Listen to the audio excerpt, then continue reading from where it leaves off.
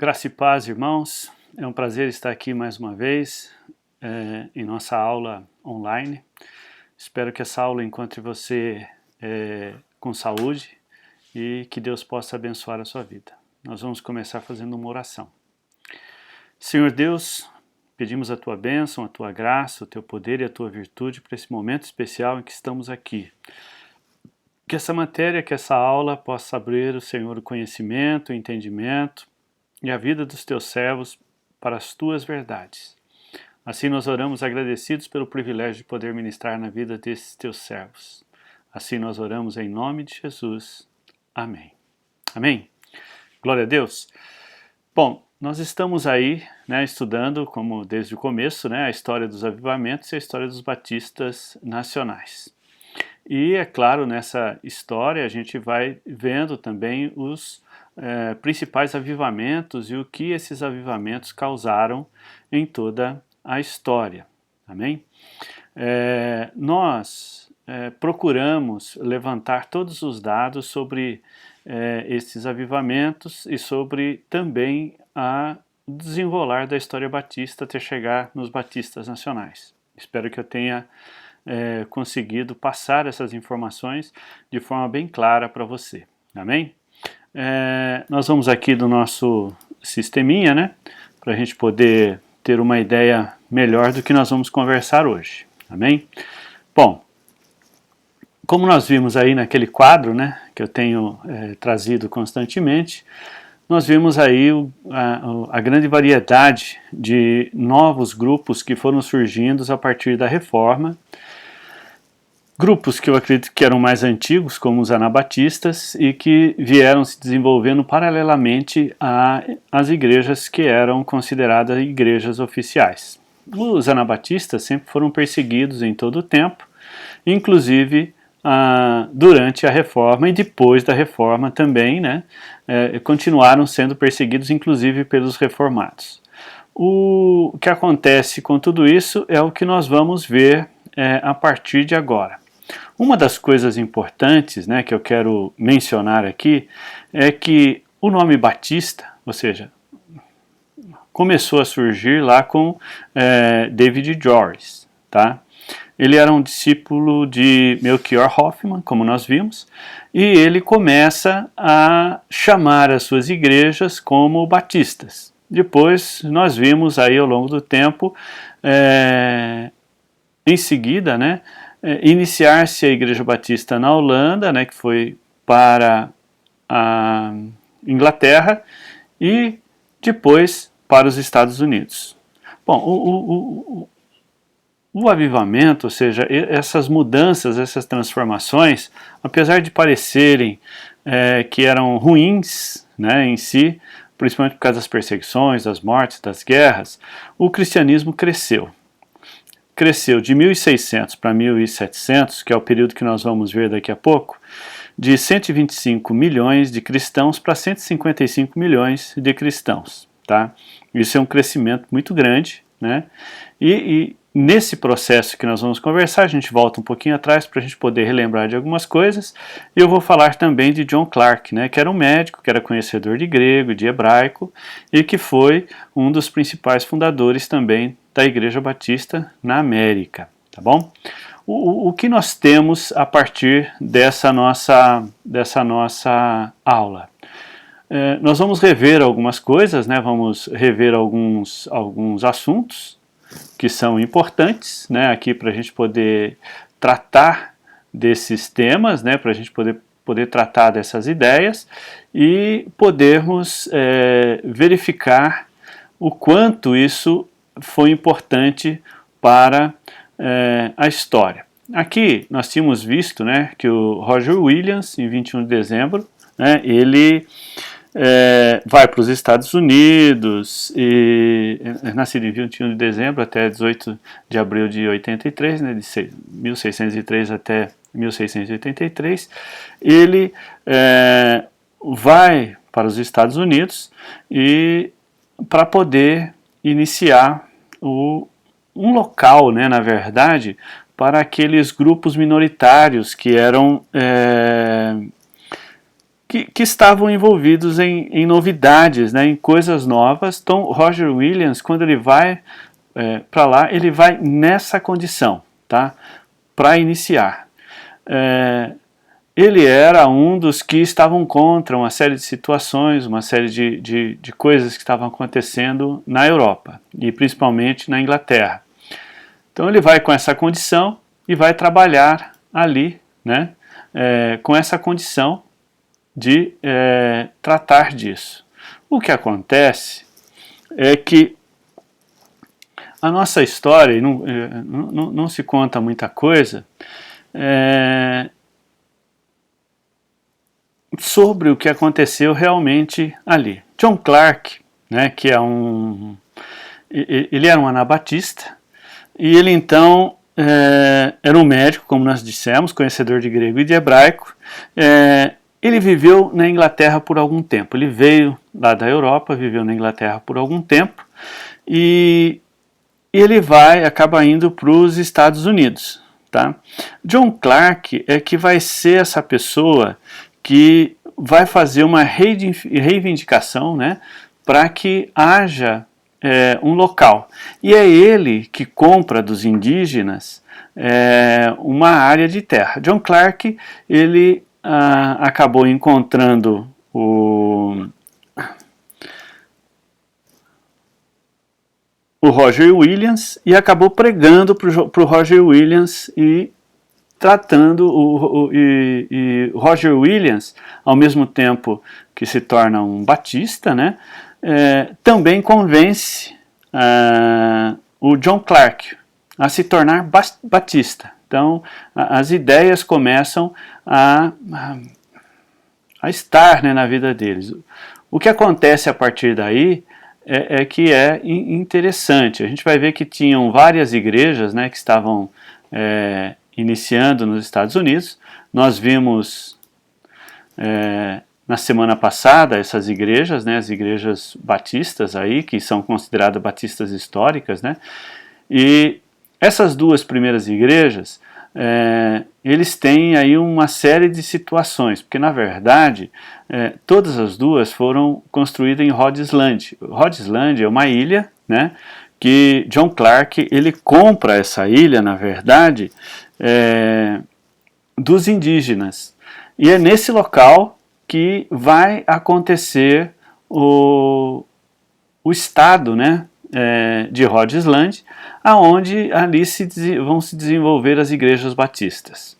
Existe uma briga entre Providence e Newport como sendo a primeira igreja batista. Tá? Eu estou informando isso porque a gente vai ver o crescimento da Igreja Batista e a influência da Igreja Batista no meio das outras denominações existentes nos Estados Unidos. Bom, o que acontece?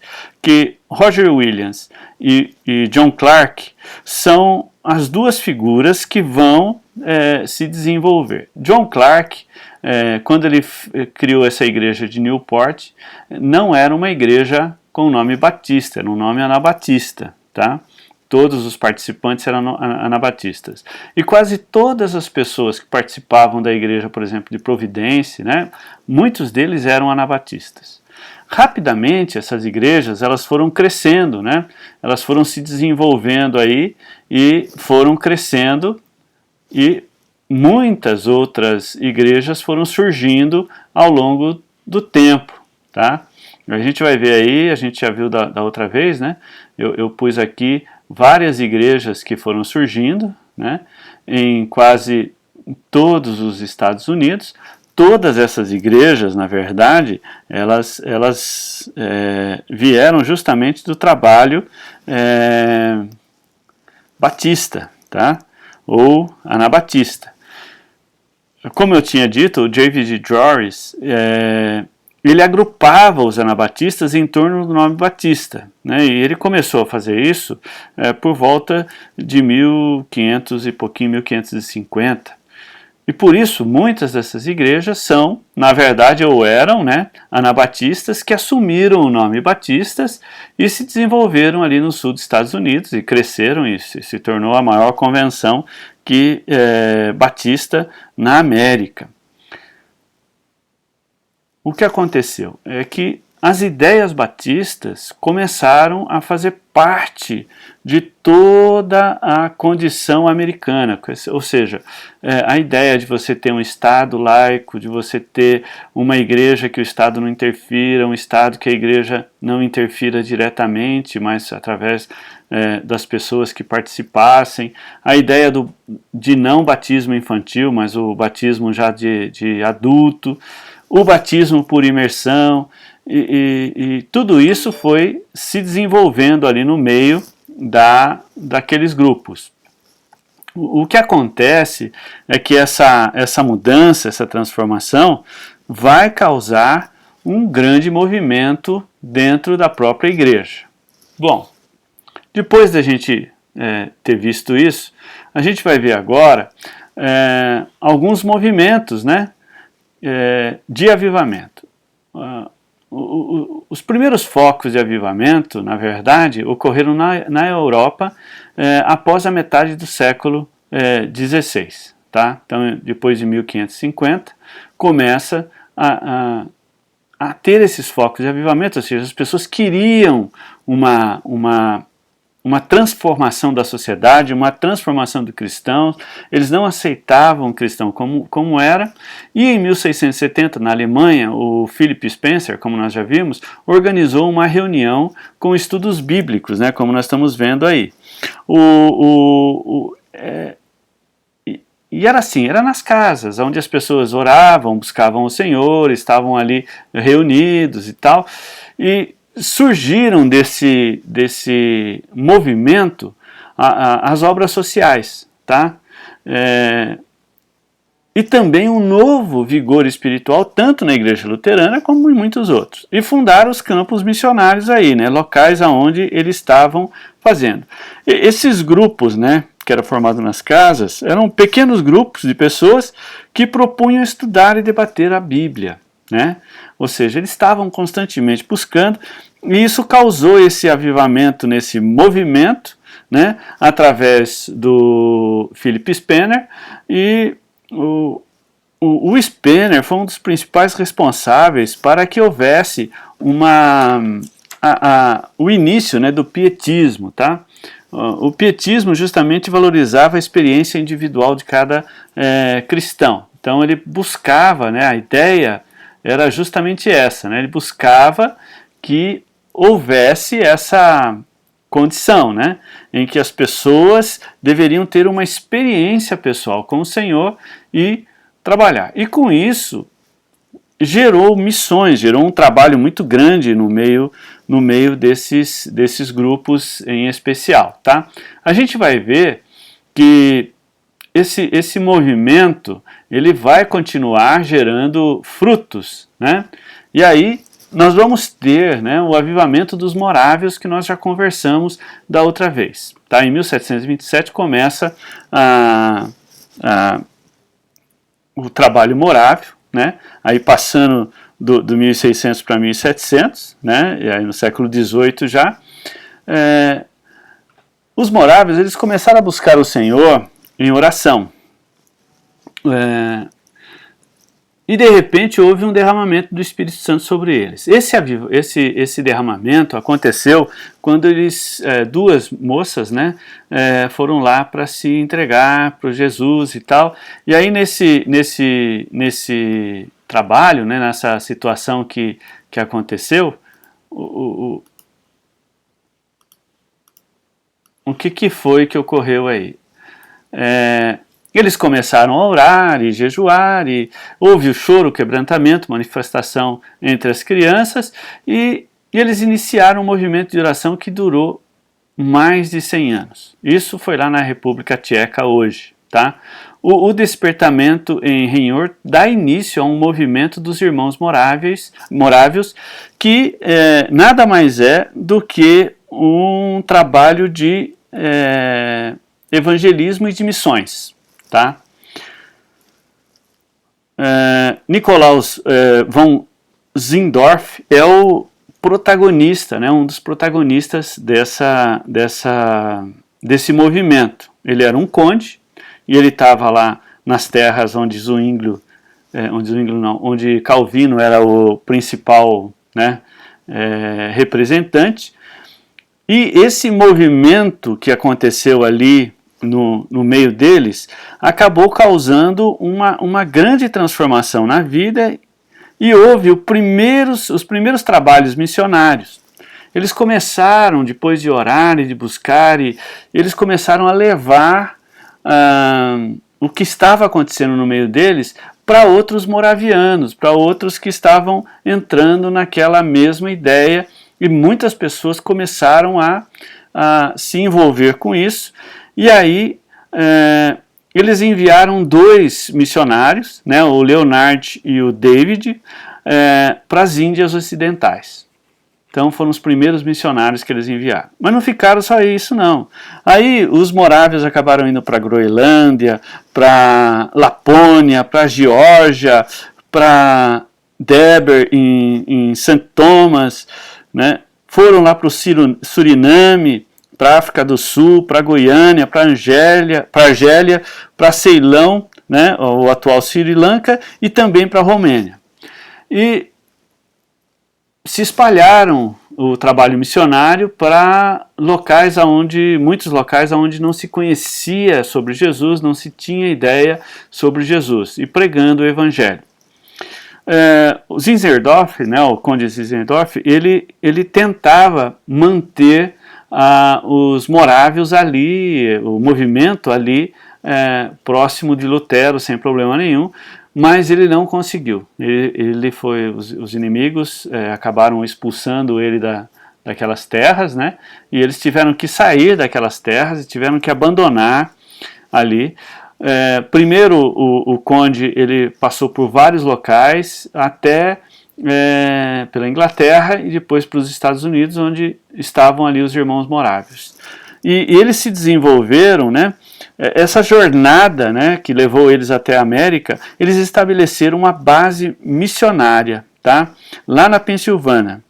Na Pensilvânia, eles mantiveram essa base, e dali eles enviaram 226 missionários em diversos locais de todo o mundo, tá? Isso em 1760, pouco tempo depois aí do início desse movimento. Os irmãos morávios, eles foram crescendo realmente e foram atingindo várias localidades e várias regiões. Então, o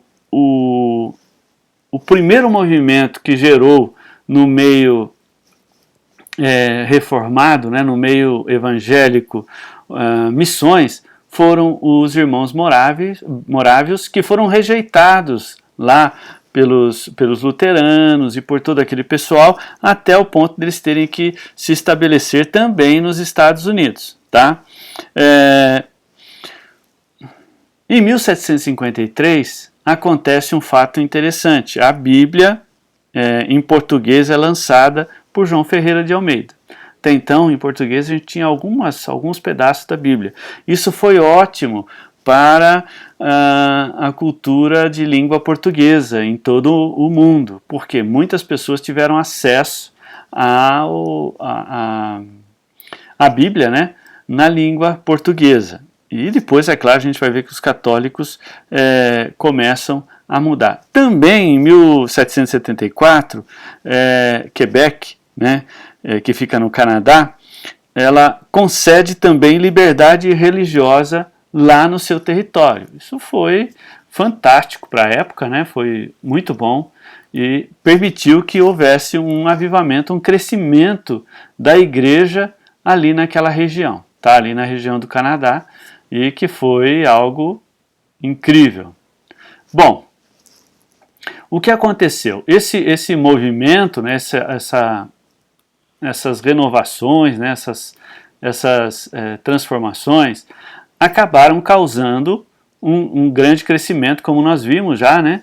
Em 1600 aí, nós tínhamos 580 milhões de pessoas no mundo e 125 milhões de cristãos. Em 1700, nós tínhamos 770 milhões de habitantes no mundo e 155 milhões de cristãos no mundo. Então, o trabalho, né, fomentou esse crescimento, fomentou essa condição, e aí o que acontece?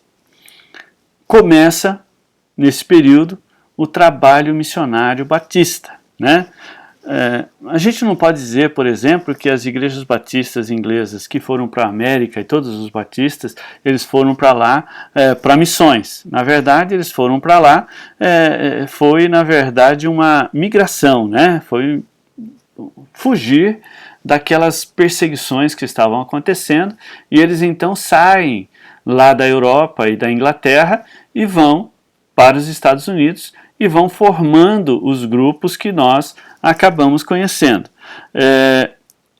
Uma vez lá, os batistas começam, através de várias situações, um processo também de avivamento, né, de crescimento batista na América, e ela vai se tornar a maior, né, o maior grupo evangélico, né, o maior grupo religioso da América, justamente por suas ideias e a condição de que Rhode Island, né, aquela ilha que foi comprada, ela tinha uma constituição diferente das outras colônias que permitiam e davam às pessoas, né, que estavam participando uma liberdade maior religiosa. Isso influenciou as outras colônias também.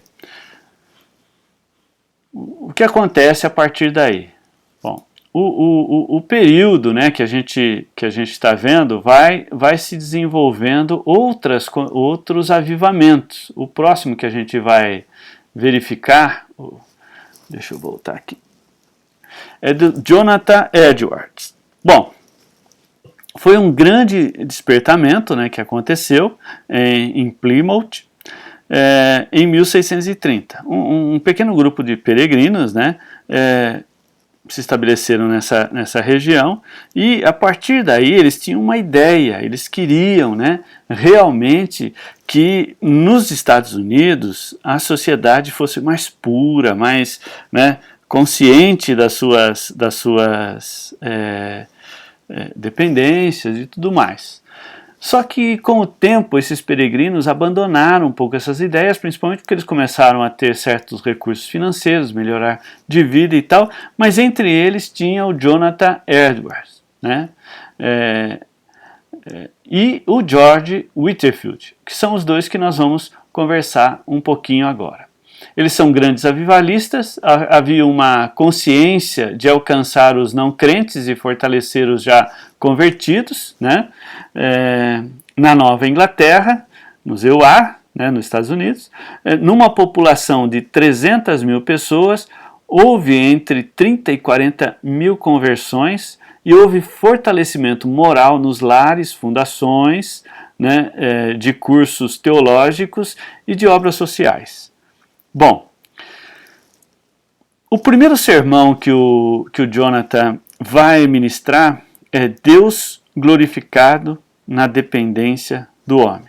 Então ele começa esse trabalho e ele começa em um grupo de irmãos em Boston, né, e em 1731. O desenvolvimento e a pregação de Edwards vai alcançando as pessoas e vai transformando a vida das pessoas e vai levando as pessoas a uma mudança, né? E aí então o sermão que vai fazer com que haja uma grande transformação na vida de quase todos que ouviam era Pecadores nas mãos de um Deus irado, que é considerado um clássico da literatura americana, né, evangélica e americana inicial. Tá? Com esse sermão, as pessoas acabavam se convertendo, acabavam mudando de vida e acabavam sendo transformados. O Jonathan, ele foi chamado de príncipe dos pregadores ao ar livre, ou seja, ele pregava para as pessoas e milhares de pessoas se convertiam, né, através de sua pregação. Tá?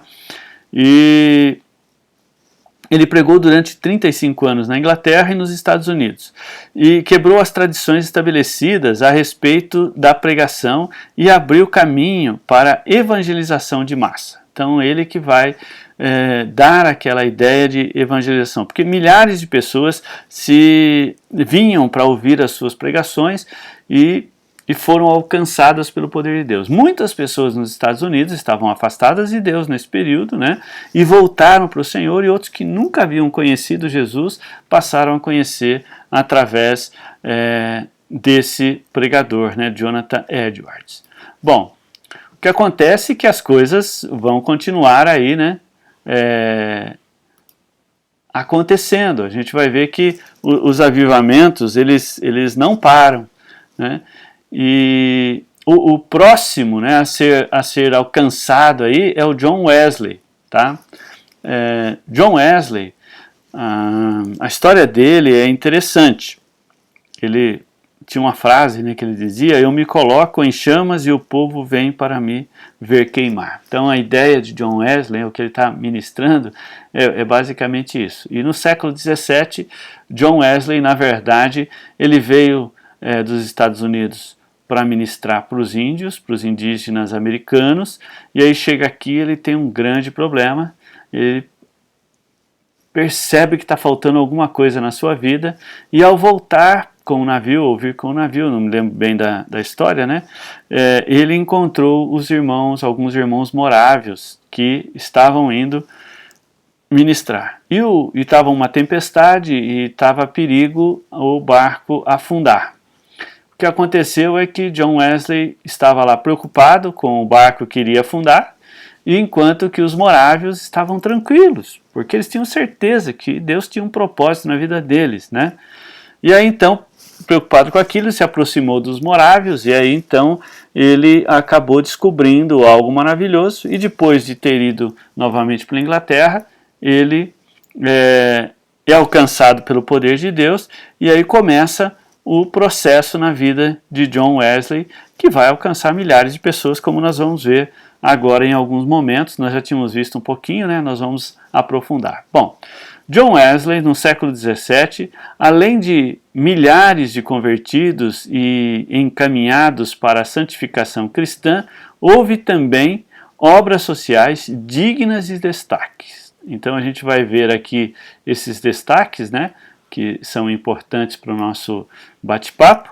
Mas antes disso, eu quero só informar que o avivamento causado por John Wesley mudou a estrutura. A princípio, John Wesley acabou iniciando o metodismo, não por vontade própria.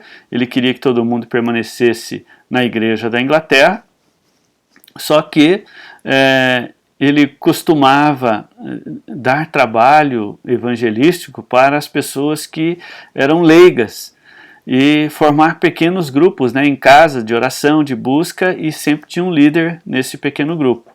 O que acontece é que o pessoal não gostou da ideia, e essa diferença acabou surgindo a Igreja Metodista. Tá? A Igreja Metodista não surgiu porque Wesley queria, mas porque ele foi obrigado a estabelecê-la, uma vez que as críticas e a perseguição, né, era muito grande. Tá?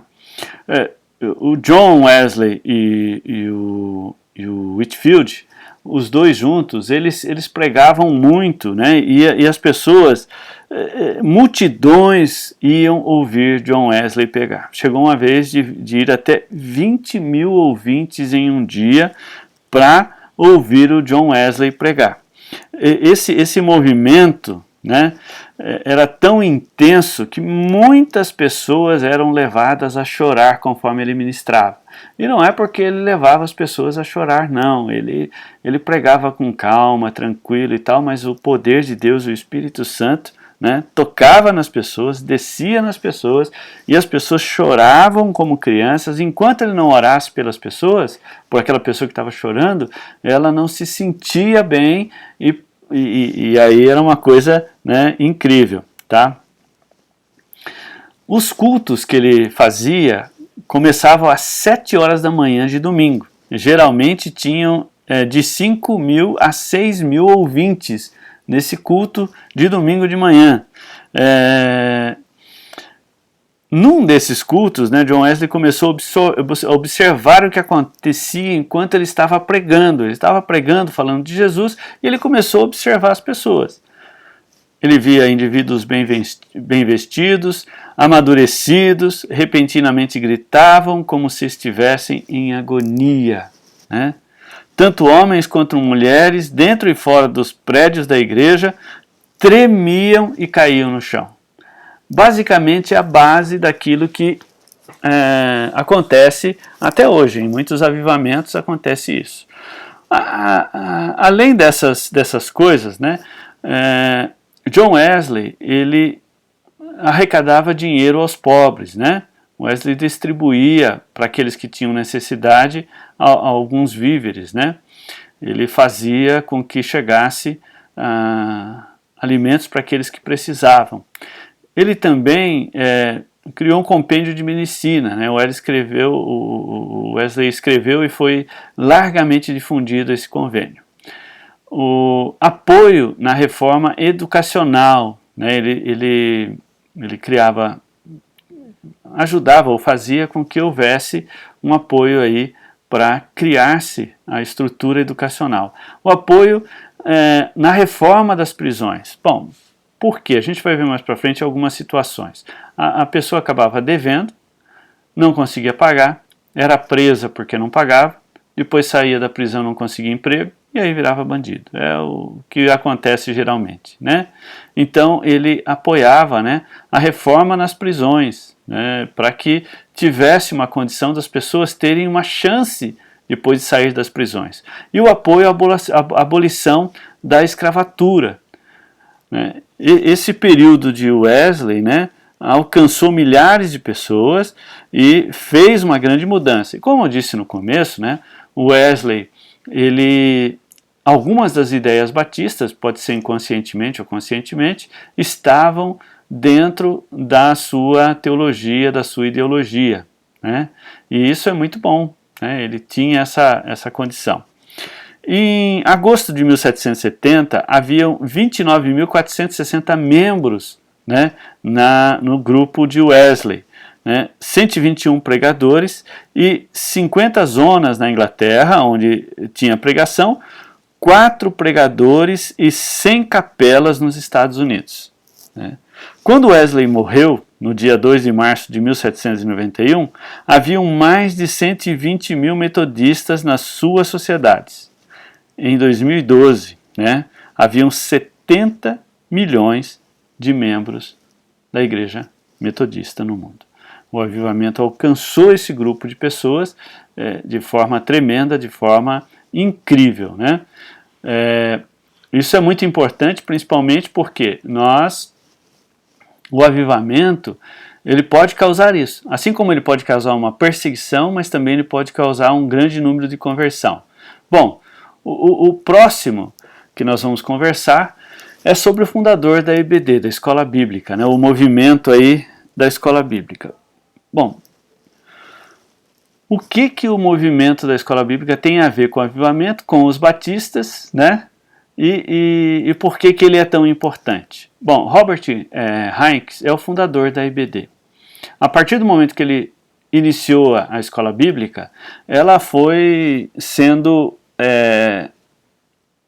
usada, né, em quase todas as denominações e também pelos batistas, é claro, né? Robert Heinz, tá?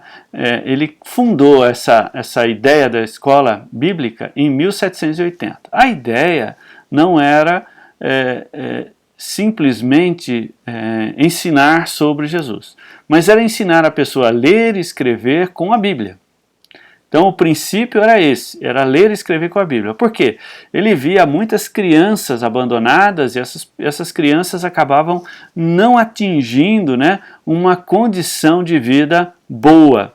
Por quê? Porque eles estavam sempre à margem de tudo. Quando ele criou a escola bíblica, a intenção dele era trazer essas crianças, ensinar essas crianças para que essas crianças tivessem um futuro e tivesse uma mudança em suas vidas. Então, o trabalho do Heinz foi um trabalho justamente de transformação na vida das crianças, né? O movimento começou com ele pagando algumas pessoas para ensinarem as crianças. Depois esse movimento acabou sendo uma situação onde as pessoas faziam isso porque amavam. Então, o movimento da escola dominical foi um fenômeno importante na Inglaterra e também na América, com implicações tanto religiosas quanto seculares. Aconteceu em um momento de despertamento espiritual e tirou a igreja da Inglaterra, né, ou da letargia, né, que estava ali. E provavelmente contribuiu para poupar a Inglaterra da calamidade, né, de uma revolução violenta. O que aconteceu? Que nesse período foi justamente o período da Revolução Francesa, que devido à forma como os governantes agiam e os ricos agiam em relação aos pobres, é que gerou a Revolução Francesa. Bom, houve muitas pessoas perseguindo, muitas pessoas contra o movimento da escola bíblica criada por ele, né? E alguns chamavam ele de Bob Ganso e seu bando de esfarrapados, né? Mas Hanks ele continuou fazendo, e em 1787 haviam 250 mil crianças frequentando as escolas dominicais na Inglaterra. Após 50 anos, esse número saltou para 1,5 milhão, né, no mundo inteiro, e cerca de 160 mil professores ministravam as aulas, né, tratavam dessas crianças, especialmente são animadoras os números de Manchester, em 1835. Essa escola dominical tinha 120 professores, 117 dos quais foram estudantes da escola dominical. Então, aquelas crianças que não tinham chance nenhuma passaram a ter uma chance e se tornaram professores na escola dominical, ensinando a ler e a escrever e, ao mesmo tempo, conhecendo a Bíblia. Isso fez com que houvesse um grande movimento, tá? E contribuiu exatamente para evitar o que aconteceu com a França, né? A Inglaterra, ela acabou tendo umas mudanças sem precisar de guerra, de morte, de destruição.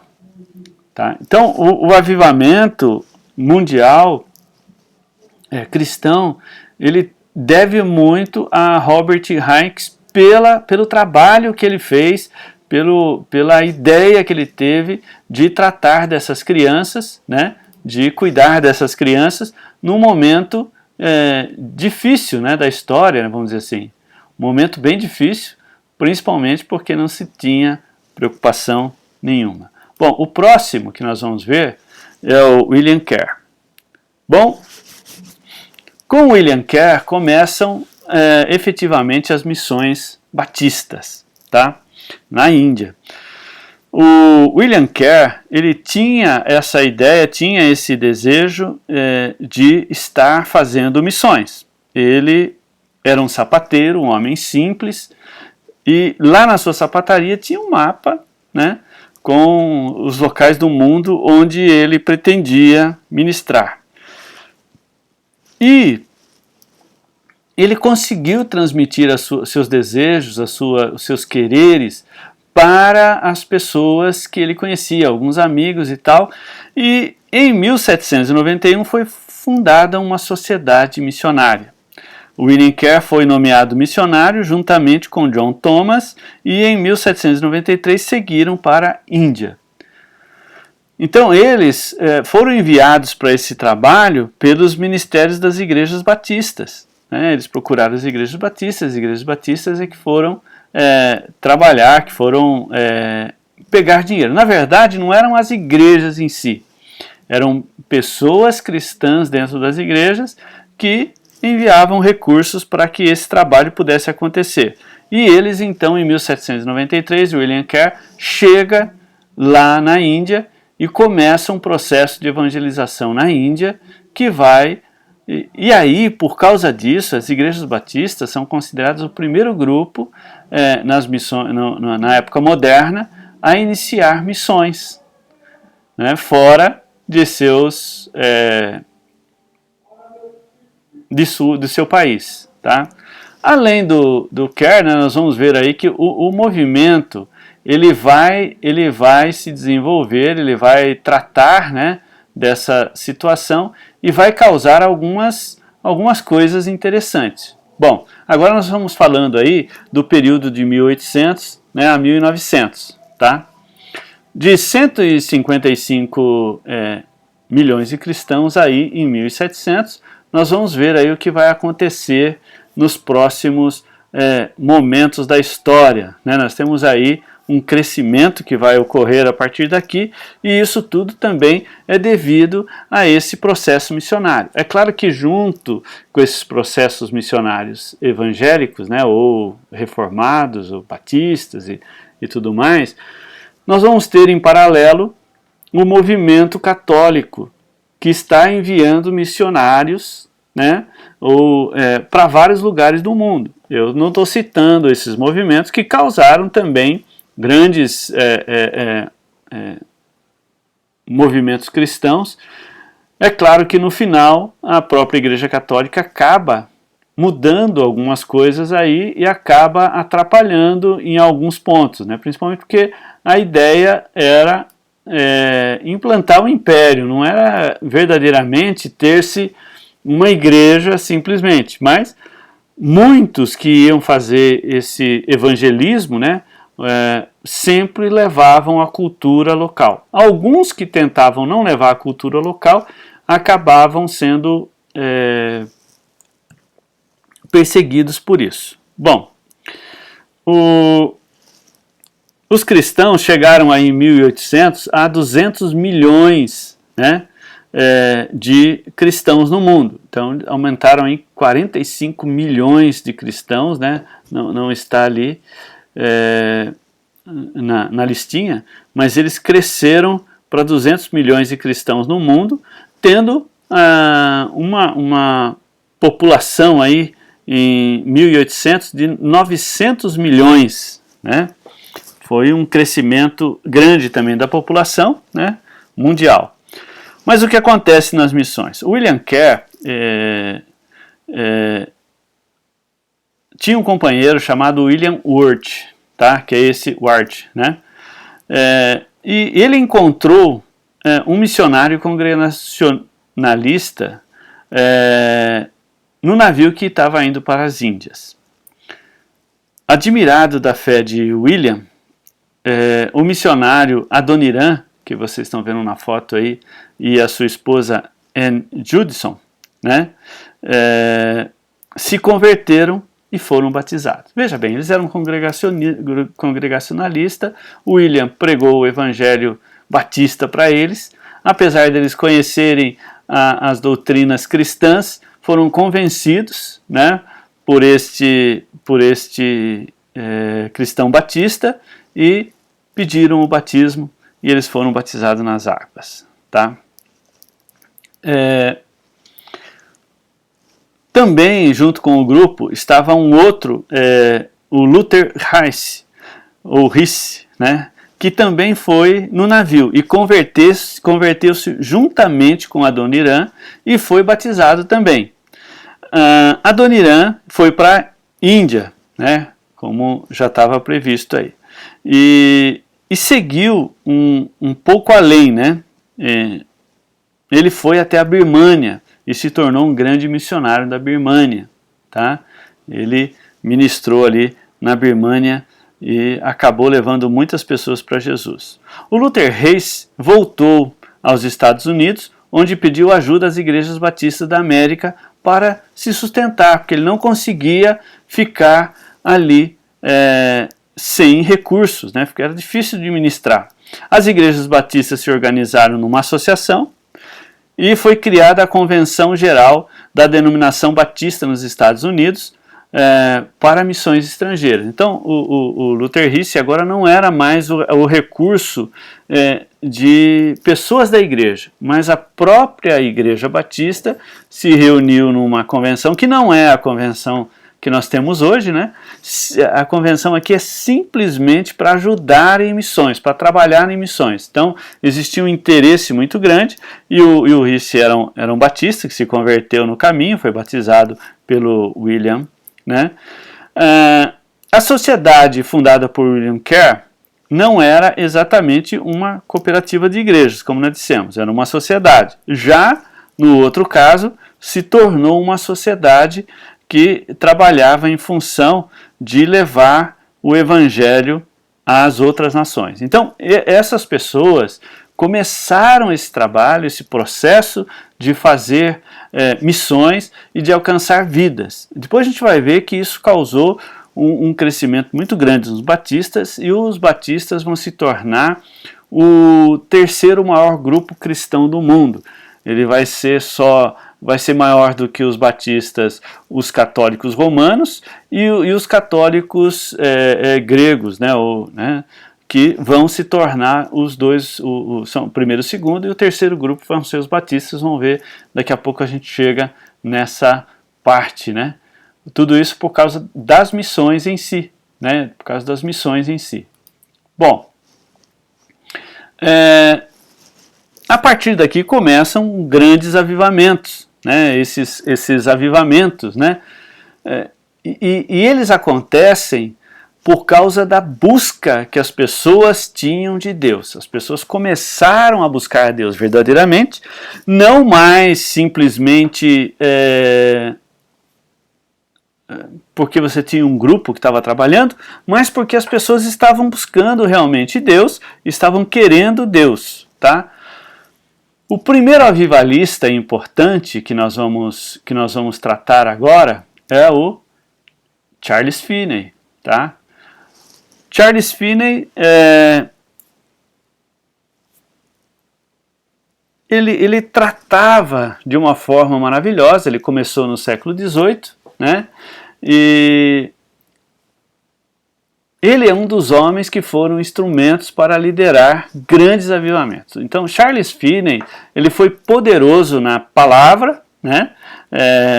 Oração e testemunho. Ele viveu nos Estados Unidos. Suas poderosas pregações, né? Igreja foram renovadas, nasceram novas comunidades, pessoas deixaram todo tipo de vício e procuravam, né, mudar, deixavam a prostituição e tal. E começou em 1830 com Charles Finney. Charles Finney, ele é um pregador, e as pessoas também caíam no poder. Tinha uma série de condições, né, que aconteciam na vida das pessoas conforme ele pregava. E as suas ministrações levaram milhares e milhares de pessoas a encontrarem-se com Jesus.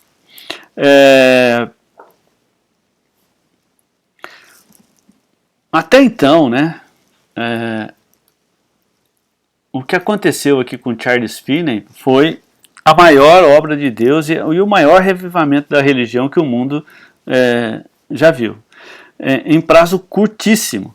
Calcula-se que 100 mil indivíduos se uniram às igrejas como resultado desse enorme reavivamento, no período entre 1831 e 1835. Apenas 4, 5 anos aí, mais de 200 mil pessoas foram convertidas por causa da pregação de Charles Finney, foram levados para Jesus. As pessoas ouviam e se arrependiam e se jogavam diante do Senhor e buscavam. Então, Finney foi um desses instrumentos de Deus para o avivamento, né? E o processo, né, ele criou grupos de oração que se espalhou, né, por 10 mil cidades e municípios, resultando na conversão de pelo menos 1 milhão de pessoas. Ele levou 1 milhão de pessoas, né? Somente numa exposição de janeiro até abril de 1858, 100 mil pessoas foram salvas nessas reuniões de oração que ele fazia ao meio-dia. Ele fazia uma reunião ao meio-dia e as pessoas iam orar, e 100 mil pessoas acabaram se convertendo no trabalho. Charles Finney é um desses, né, avivalistas, né, que vão causar uma transformação na igreja, ou seja, vão mudar completamente o status, né, daquilo que estava na igreja, daquilo que estava acontecendo na igreja. Bom, depois de Charles Finney, o nosso próximo aí, né, é o Charles Spurgeon. Bom,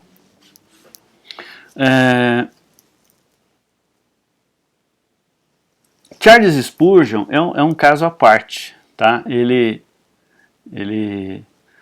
começa lá em 1834 até 1892, ele foi professor de crianças da EBD, Escola Bíblica Dominical, e viu muitos pais se converterem e como testemunho dos filhos. Também foi muito usado por Deus na palavra com sinais e prodígios. Bom, Charles Spurgeon, né, ou Charles Haddon Spurgeon, ele se converteu lá por volta dos 16 anos de idade, 15 anos de idade, e a família dele era uma família que veio dos huguenotes. Huguenotes eram os reformadores franceses que foram mortos, né, na noite de São Bartolomeu, como nós comentamos outra vez, e muitos fugiram. E o Charles era de uma família, né, que era uma família de huguenotes.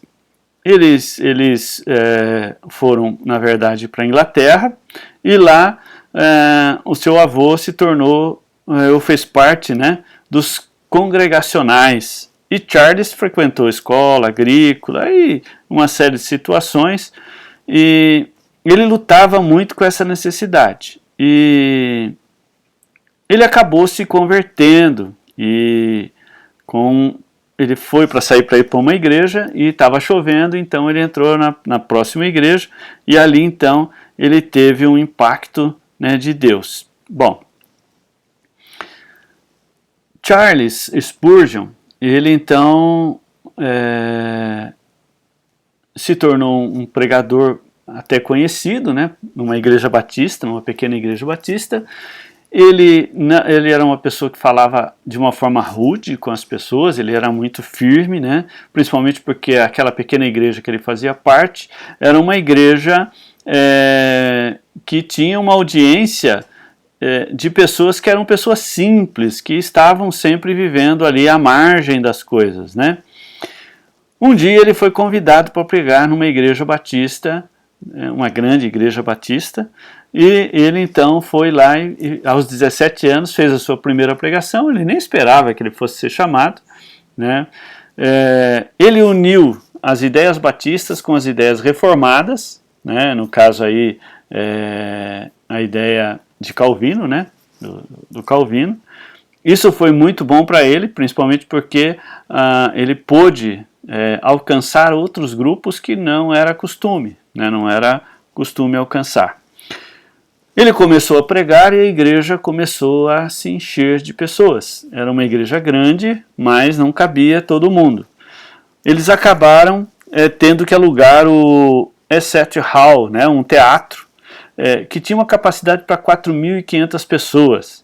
E Charles pregava e lotava esse local.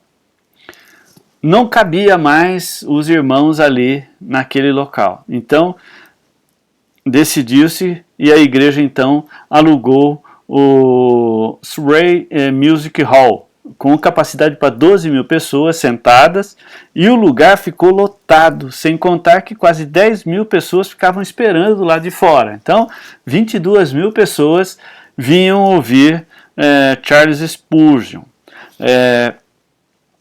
O que aconteceu é que eles acabaram construindo uma nova igreja, né, uma nova capela. Em 1861 foi construída uma capela em New Park, né? A construção do edifício era para 6.000 pessoas, né? Era para 6.000 pessoas. Spurgeon escreveu muitos livros que até hoje são utilizados. Eu mesmo uso muito material, muitas vezes, do Spurgeon, né? Escreveu cerca de 140 livros. Ele fundou um seminário para pastores e o orfanato de Stockwell. E cuidava de 500 crianças, além de ser presidente de uma sociedade de distribuição de Bíblias. Então, ele se tornou presidente dessa sociedade e empregava todos os lugares, sempre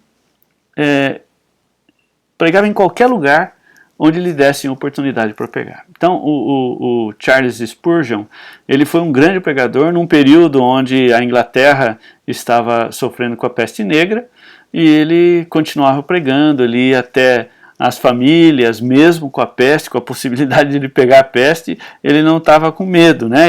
Ele continuou fazendo, ele achava que ele deveria fazer. Na época não existia essa proibição que existe hoje, né, da gente sair e ter uma lei que proíbe, mas ele continuava pregando. Então Charles Spurgeon foi um dos responsáveis pelo avivamento, né, nesse período.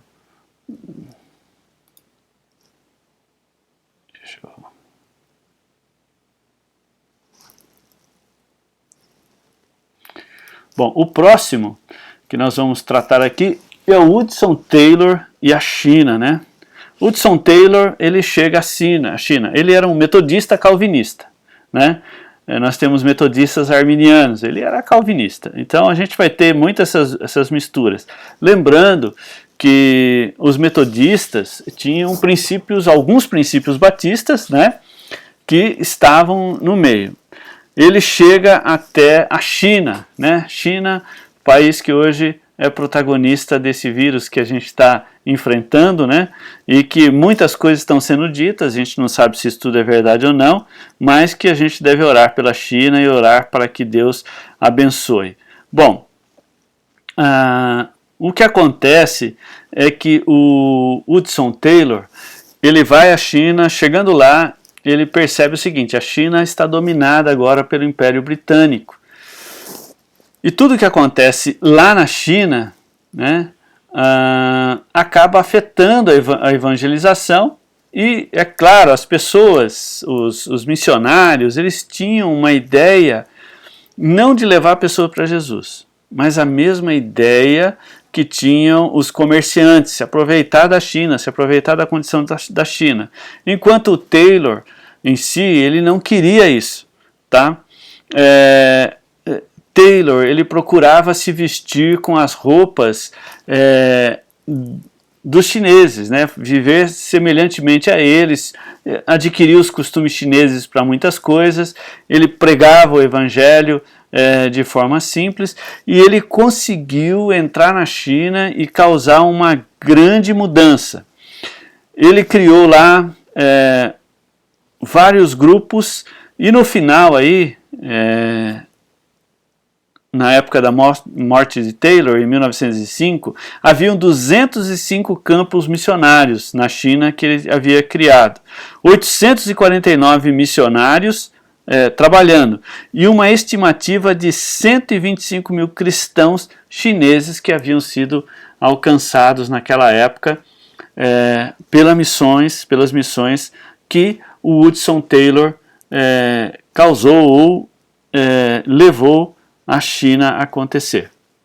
Então Hudson Taylor foi um grande avivalista no meio do povo chinês, que causou uma grande transformação na China, né, uma grande mudança, e que foi muito boa, né, para o cristianismo na China. Tá bom?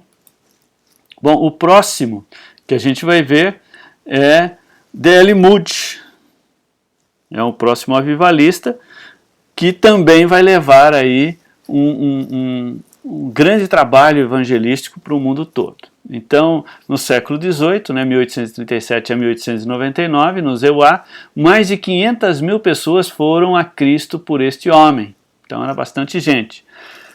Ensinou nas EBDs, começou com apenas 12 crianças e em alguns anos foi para 12 mil. Então, o D.L. Moody, né, Dewey L. Moody, foi um evangelista e criador de vários colégios e igrejas. Então, muitas pessoas, inclusive, ele vai trabalhar, né, com esse tipo de condição. Ele vai criar seminários, ele vai dar aulas, ele vai tratar das pessoas de forma a levá-las para Jesus. Então, D.L. Moody é considerado aí um avivalista. Suas pregações, enquanto ele estava nos Estados Unidos, não aconteceu muita coisa, mas ele foi pregar na Inglaterra e lá muitas pessoas se converteram. O que aconteceu? Ele volta para os Estados Unidos e aí então ele é recebido meio como um herói, né?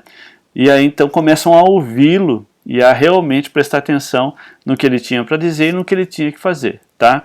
Ele então vai criar todas essas essas coisas, ele começou de uma forma simples, ele se converteu, ninguém queria nem batizá-lo, ele nem aceitaram na igreja. Aí ele chegou numa igreja, ele falou que ele queria dar aula na escola bíblica. Falaram que na igreja tinham muitos professores, mas poucos alunos. Se ele conseguisse os alunos, ele poderia dar aula. E ele era um bom vendedor, e aí então vendeu a ideia para as pessoas, e as pessoas foram, e ele começou a dar aula, e milhares de pessoas, né, foram ouvi-lo e foram alcançados, né? De 12 crianças, em alguns anos, ele foi para 12 mil crianças na escola bíblica ensinando. E ele foi uma das pessoas que causou, né, outros evangelistas, né? Ele foi precursor aí do Billy Sunday e do Billy Graham, né, que também trabalharam nesse aspecto social, nesse aspecto de evangelismo, né, e inspirou esses outros homens, e que vocês já conhecem um pouco mais aí, que vocês já acompanharam na história. Bom, o próximo evangelista que nós vamos tratar, né,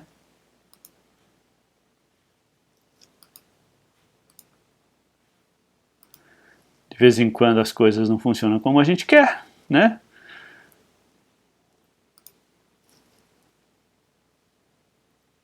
É David Livingstone, né? Ele é o camarada que faz viagens missionárias. Bom, David Livingstone, ele se apaixonou, foi pela África, né? E ele então vai ser um missionário na África. Ele vai trabalhar na África como missionário, e ele vai acabar casando com uma africana, e isso vai ser um problema para ele, né? Principalmente porque os costumes eram muito diferentes entre os africanos e ele. Mas ele era apaixonado pela África, e ele vai ministrar e vai levar muitas pessoas para Jesus ali na África, e vai fazer um trabalho maravilhoso, e vai alcançar, né, muitas vidas através de sua pregação.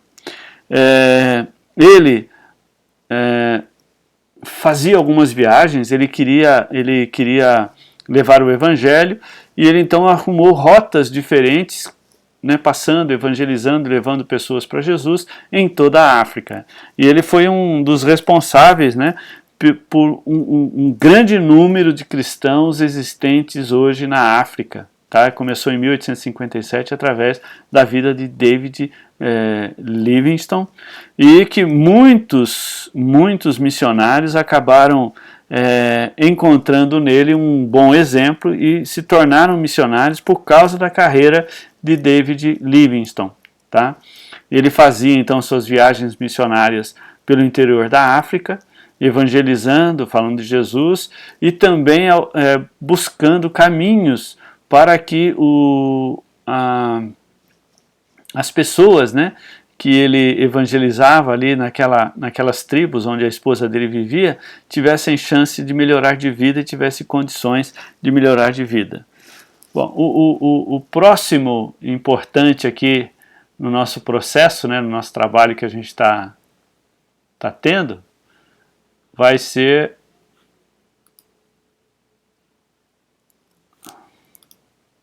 William Booth e o Exército da Salvação. Em 1865, William Booth inicia o Exército da Salvação. O princípio do William Booth era ajudar as pessoas e cuidar das pessoas. Ele tinha esse querer, né, de ajudar as pessoas. Deixa eu me tirar daqui, colocar aqui num cantinho que atrapalhe menos. Ele começou esse trabalho, né, e a ideia era ajudar as pessoas, porque havia foi o início, né, da Revolução Industrial, e havia muitas pessoas que estavam vivendo à margem do Evangelho, à margem das coisas de Deus, e ele então procura pregar o Evangelho para essas pessoas e ao mesmo tempo ajudar essas pessoas financeiramente. E ele então ele era muito rígido, né, com relação à sua forma de de trabalho, né, com as pessoas, de tanto que ele foi chamado de general. E ele aproveitou essa ideia e criou o Exército da Salvação, aonde as pessoas ajudavam, ou seja, arrecadavam fundos para poder ajudar as pessoas que necessitavam. Ele pregava o Evangelho, né? William, ele viajou cerca de 8 milhões de quilômetros e pregou aproximadamente 60 mil sermões e alistou cerca de 16 mil oficiais para trabalhar com ele. Ele também tinha muitos filhos, né? E isso ajudou muito, porque esses filhos também procuraram a continuar o trabalho do William. Cerca de 40 mil pessoas compareceram ao seu funeral em 1912, né? Então, William, ele levou muitas pessoas para Jesus, levou muitas vidas para Jesus e transformou a ideia, né, de ajuda, né, não somente você pregar o Evangelho, mas você dá também o alimento, e foi muito forte para causar o que a gente chama de avivamento, né, no seu período. Bom, próxima semana nós vamos conversar sobre os batistas no Brasil. Então, até esse período aqui, a gente vai vendo os avivalistas, os avivamentos que vão acontecendo, as pessoas que vão se convertendo por causa desses movimentos.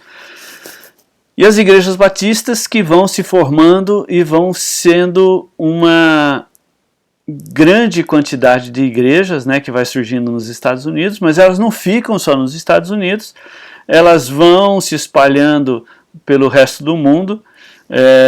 Muitos desses cristãos batistas acabaram pregando sem forçar a denominação, mas a princípio a ideia batista era o que eles estavam pregando. O grande problema é que as ideias batistas sempre iam de encontro ou confrontavam os governos, né? Ou seja, os governos, para eles a religião era importante como fundamento, né? Então isso dificultava o trabalho de evangelismo. Mas as pessoas que se convertiam, né, acabavam sendo batizadas e passavam a ter essas ideias batistas, né? Que a pessoa ela precisava se converter, ser batizada só depois que ela tivesse fé, que o Estado não poderia interferir na igreja, a igreja não deveria interferir no Estado, e todas as ideias batistas, né, que nem a quebra da ideia de cristandade ou de qualquer outro tipo de religião oficial. E isso, é claro, era muito mal recebido para a maioria dos continentes aí, da maioria dos países. Mas mesmo assim os batistas cresciam e se desenvolviam e acabavam sendo bem aceitos, principalmente porque os batistas tinham uma forma de acolhimento muito grande. E os avivamentos que estavam acontecendo, ao invés de atrapalhar a igreja batista, esses avivamentos, esses reavivamentos, eles reforçavam o trabalho batista no mundo todo. Né, principalmente que os batistas queriam essa igreja, né, forte, queriam pessoas que amassem o Evangelho e que morressem pelo Evangelho. Amém? Bom, aqui termina a nossa aula número 9. Espero que eu tenha conseguido alcançar você e que você possa ter uma condição de aprender um pouquinho mais. Amém? Esse material está aí disponível aqui para você nesse vídeo. É muito importante, espero que você leia, e aqui no final do vídeo eu quero que você mande para mim um recado, né? Onde foi que nós paramos, né, nesse vídeo, tá? Para eu saber se você realmente estudou, se você ouviu o vídeo pelo menos até o final, tá? Então, se você ouviu, eu gostaria que você colocasse lá no grupo do seminário que nós vamos iniciar os batistas no Brasil, e é claro, vamos falar sobre outros avivamentos no mundo todo, e vamos chegar até o nosso momento, né, que a gente está aqui. Espero que nas próximas aulas a gente consiga chegar até lá. Amém? Vamos orar então? Senhor Deus, obrigado por essa aula, obrigado por esse momento. Abençoa, Senhor, a vida dos teus servos, que eles possam realmente compreender tudo que o Senhor tem ministrado na vida deles. Assim nós oramos e agradecemos, Senhor, pelo privilégio de ministrar na vida de cada um. Amém? Deus abençoe vocês. Até a próxima.